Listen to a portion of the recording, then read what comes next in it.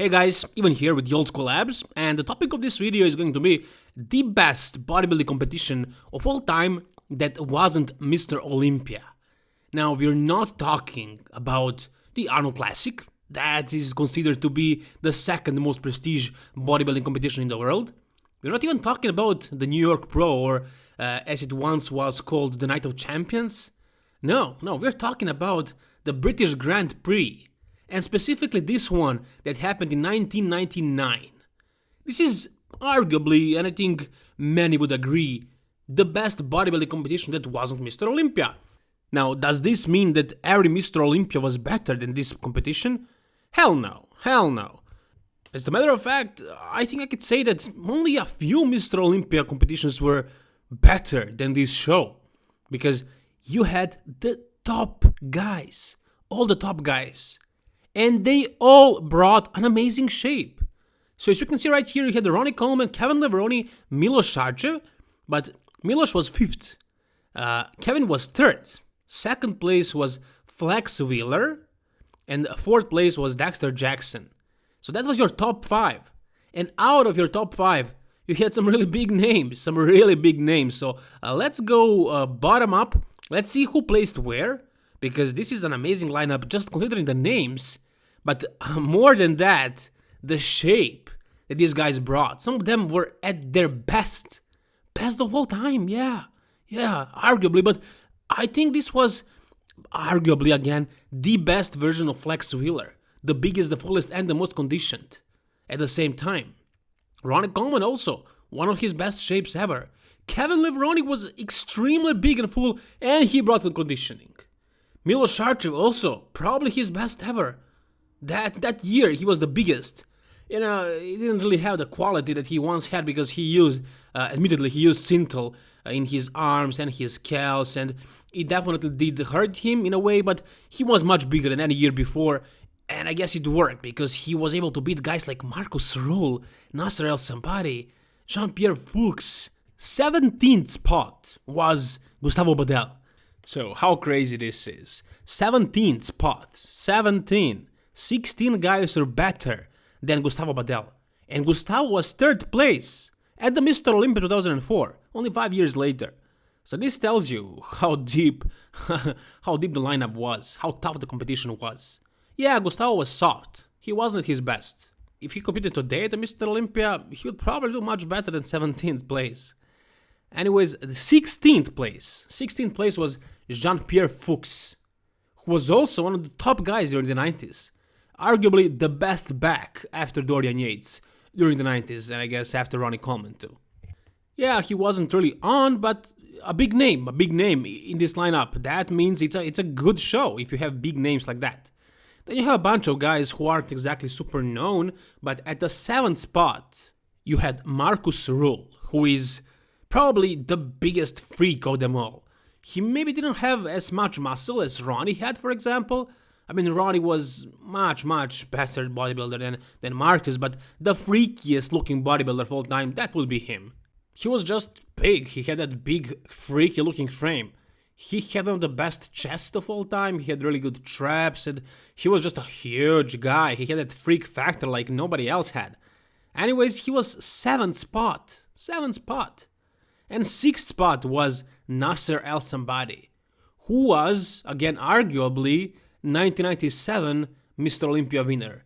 I mean, no, he didn't win it, but it was a controversial 2nd place, and so many people, most people actually, believe that he deserved to win that show. Uncrowned Mr. Olympia, only 2 years before this show, was 6th spot. 5th spot is Milos Sarcev. And this is an amazing result for Milos. I mean, this is probably his best achievement of all time. Being 5th in such a crazy lineup, beating some of the biggest freaks of all time, right? Gustavo Badel, Jean-Pierre Fuchs, Nasser El Sambari, and Marcus Ruhl, and a bunch of other guys. Milos was 5th. This was probably his biggest, well, being pretty conditioned. At the Mr. Olympia, I think he was a little bit smoother. So right here, he was good. I mean, yeah, he destroyed his physique with Synthol, and he knows that, but he was big and he was conditioned, and it worked. If he came smaller, the way he was before, I don't know if he would be able to beat guys like Nasser or Marcus, because I think he was more aesthetic than them still and more conditioned, but he was matching them with size finally. So Milos was 5th. 4th place was a very good version of Dexter Jackson. I really like this version. Yeah, much smaller than what he is today or what he was in 2008 or 2016, 15, under those years.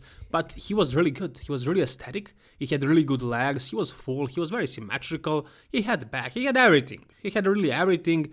He was a bit smaller than the other guys, but he was complete. He was really complete. This was the year where he actually had his pro debut.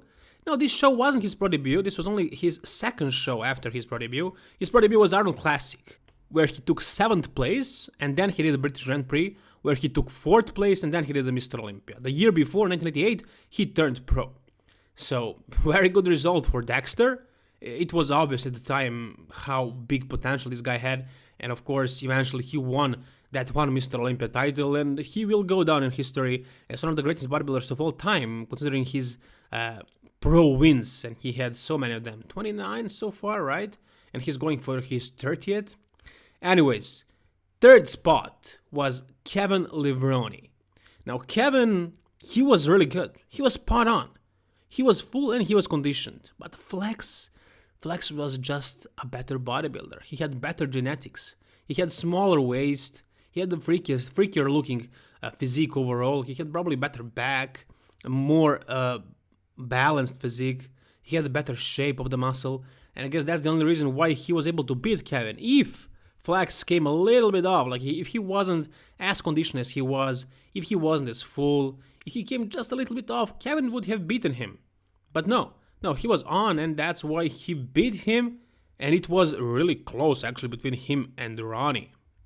Some people believe that he was better than Ronnie Coleman as a bodybuilder. I strongly disagree with that, but at this show it was, I think, the closest, and I guess the 1999 Mr. Olympia as well. So it was pretty close, but not really that close. I don't see any scenario where Ronnie Coleman loses to Flex, but it was a really good version of Flex.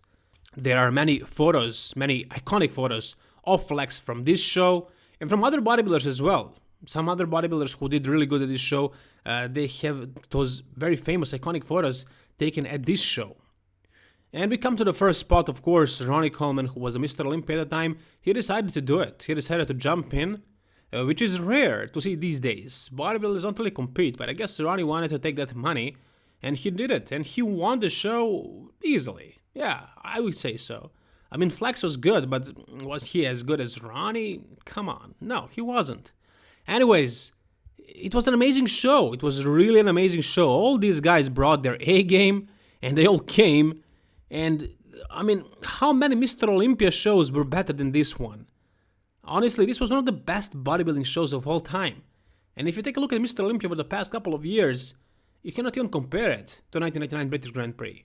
That was a show to remember. We can only wish that we were there and witnessed that show. I envy you people who were actually there. I hope there are some people who actually watched it. If you have watched it, tell me down below how it was. If you haven't, and if you have any thoughts on this topic, tell me down below in the comment section. If you enjoyed this video, guys, please like it and subscribe for more content like this. All the best, guys, and keep it old school.